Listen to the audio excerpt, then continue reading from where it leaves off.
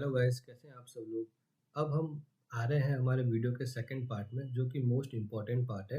आप ध्यान से सुनिए और अगर कुछ डाउट हो तो मुझे कमेंट में पूछना, मैं उसका जवाब दूंगा। अब स्टार्ट करते हैं हम ओनियन के बेसिक कैलकुलेशन से कि ओनियन मुझे खरीदना है तो मैं कहाँ से खरीदूंगा। होलसेल में मंडी से खरीदूंगा। अब मंडी का आज का प्राइस क्या चल रहा है वो जानने के लिए हम लोग ये वेबसाइट है commodityoonline.com। इसमें देखते हैं मंडी का आज का भाव क्या चल रहा है। तो गुजरात के अहमदाबाद में आज का भाव आज कल का भाव था 2500 रुपये। आज का भी अपडेट नहीं हुआ है। कल का भाव था 2500, 1400, 1900, फिर 7 तारीख का था 1400। अब ये सब जो प्राइस है ये मैक्स प्राइस है, मतलब जो बेस्ट क्वालिटी के जो ओनियन है वो ये भाव पे गए हुए हैं। ओके, अभी मैं समझ रहा हूँ कि मुझे एक्सपोर्ट करना है तो ऑब्वियस बात है मैं अच्छी क्वालिटी के माल ही एक्सपोर्ट करूँगा। छोटे छोटे लो क्वालिटी के करूँगा तो मुझे प्राइस नहीं मिलेगा। प्रीमियम क्वालिटी का माल ही मैं एक्सपोर्ट करना चाहूँगा, तो फिर मैंने प्रीमियम क्वालिटी का लेने के लिए इसमें से मैंने एक एवरेज प्राइस ले लिया है कि मुझे वो पड़ेगा 2000 रुपये क्विंटल पे। यहाँ पे जो आप प्राइस देख रहे हो ये है क्विंटल क्विंटल का प्राइस है। ओके, तो मुझे कितने पे पड़ा 1 केजी? 1 केजी मुझे पड़ा 20 रुपये में। ठीक है, अब मैं कितना करना चाहता हूँ, 20,000 केजी मैं एक्सपोर्ट करना चाहता हूँ। अब 20,000 क्यों? क्योंकि हम लोग 20 फीट का जो कंटेनर है, 20 फीट और 40 फीट का कंटेनर आता है, तो 20 फीट का रेफ्रिजरेटर वाला कंटेनर है वो हम पूरा का पूरा बुक करेंगे। ठीक है, इसलिए इसमें मैक्सिमम 20 फीट में 20,000 किलो तक का माल आ सकता है। ओके, तो 20,000 किलो मुझे सेल क्वांटिटी है। 1 केजी का भाव है 20 रुपये, तो टोटल कितना हुआ? 4 लाख।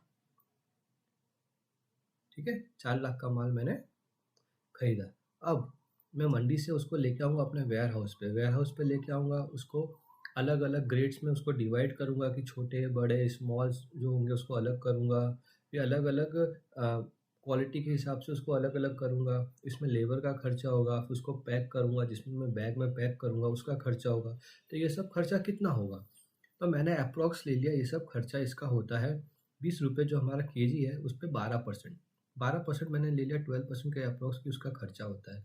2.5 रुपीज़ पर केजी पे मैंने एक्स्ट्रा खर्चा ले लिया है। ठीक है, अब 2.5 केजी इंटू 20,000, 50,000 मेरा ये खर्चा हो गया। अब मेरे पास जो आ गया है गुड्स पैक होके मेरे वेयर हाउस में रेडी है, अब मुझे उसको पोर्ट पे पहुंचाना है। पोर्ट पे मैं ट्रक से पहुंचाऊंगा तो ट्रक वाले का खर्चा हो गया, उसको वहाँ पे पहुंचाने का उसका लेबर हो गया, वो सब मैं गिनता हूँ 35,000 रुपये।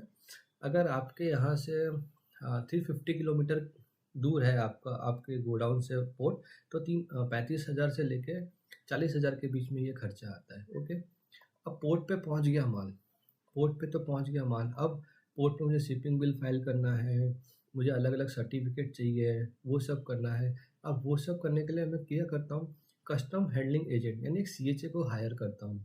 ये सब उसकी जिम्मेदारी है। पूरा कस्टम में पूरा का पूरा मेरा मेरा जो गुड्स है उसका उसको वेजल तक पहुँचाने की जिम्मेदारी कस्टम हैंडलिंग एजेंट की होती है। फिर ठीक है, अब उसका खर्चा कितना होता है, सब कुछ मिला के उसका 45,000 से लेकर 50,000 के बीच में इसका खर्चा आता है। ओके, फिर आता है ओशियन फ्रेट। अब वैसल भी तो मेरा ट्रांसपोर्ट का खर्चा है। तो वजह मेरे पास वैसल में कितना प्राइस आता है, तो वैसल का जो प्राइस है जो अपने मुंबई नावा सेवा से दुबई तक का वो है $1500। रेफ्रिजरेटर कंटेनर थोड़ा महंगा आता है तो उसका $1500 है। $1500 से 2,000 2,500 US डॉलर वेरी करता रहता है ऊपर नीचे। ओके, तो मैंने अप्रॉक्स लिया है अभी तक का एवरेज जो $1500 है। और डॉलर और आईएनआर का मैंने एक्सचेंज रेट लिया 91.5। तो इसका खर्चा कितना आ गया मेरा सिर्फ वेजल का? 1,37,000।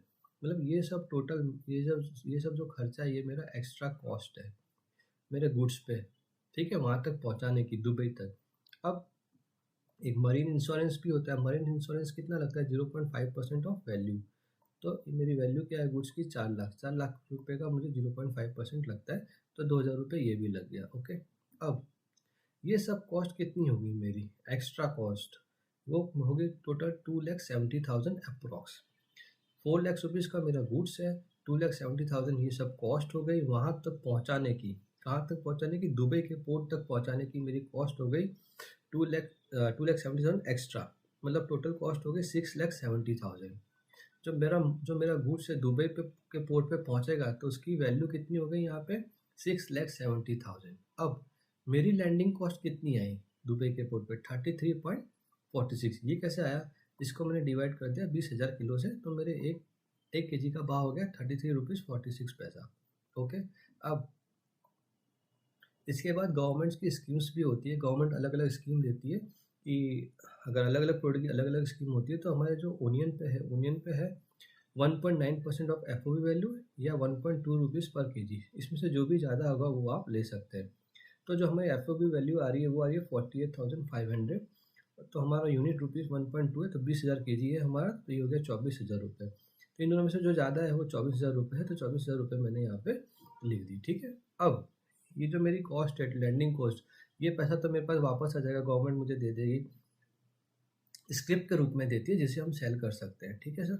अब मैंने इसमें से इसको माइनस कर दिया, तो 6,45,250 रुपीज़ मेरा टोटल वो कॉस्ट है, लैंडिंग कॉस्ट। अब पर के जी कॉस्ट कितनी है?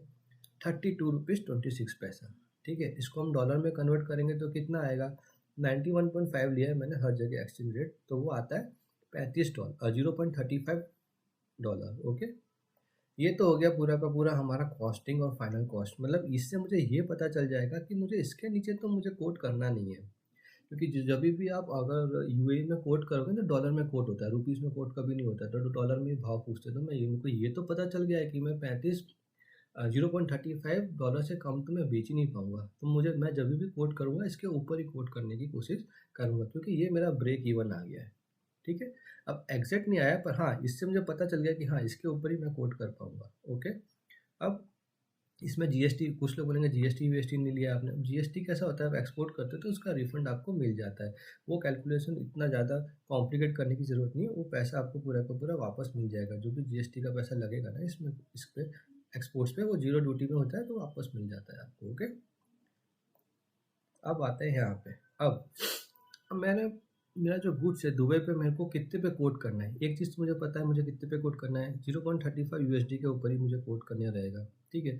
फिर मैं देखता हूँ अभी क्या भाव चल रहा है ओनियन का, दुबई में क्या भाव चल रहा है आज का।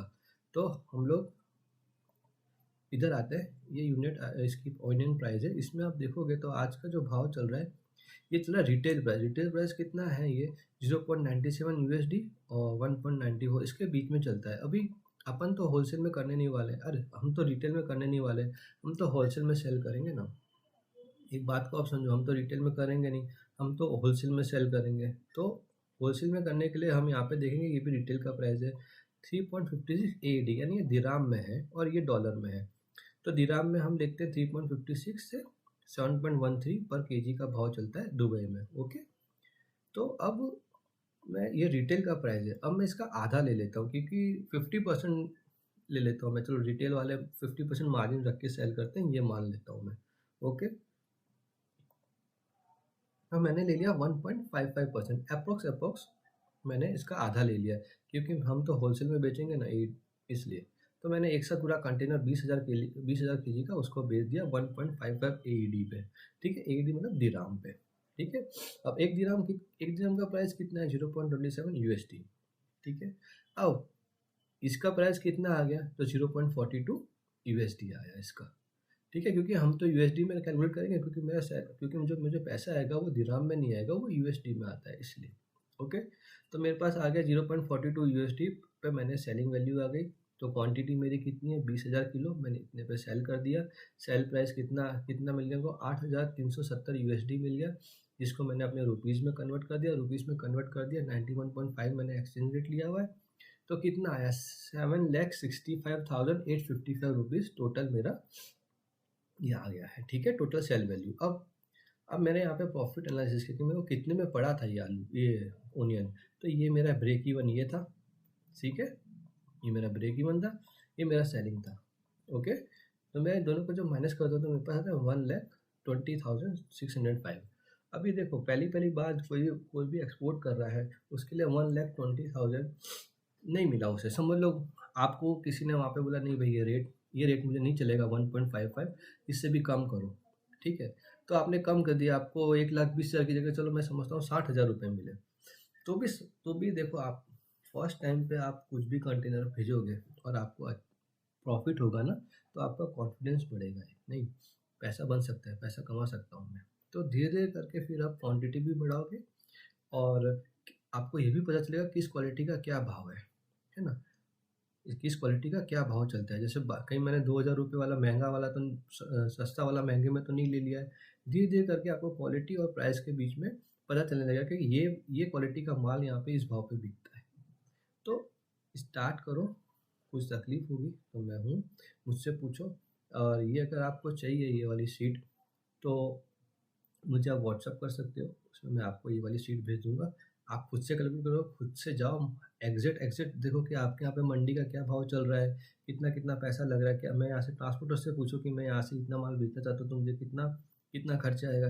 ये एग्ज़ैक्ट डालो, पूछ के डालो, एग्ज़ैक्ट ये भी एग्ज़ैक्ट ही है, एप्रॉक्स है। आज के भाव से कैलकुलेट करो आप, तो आपको एग्ज़ैक्ट पता चल जाएगा कि इसमें आज कितना हो रहा है। ठीक है? Thank you.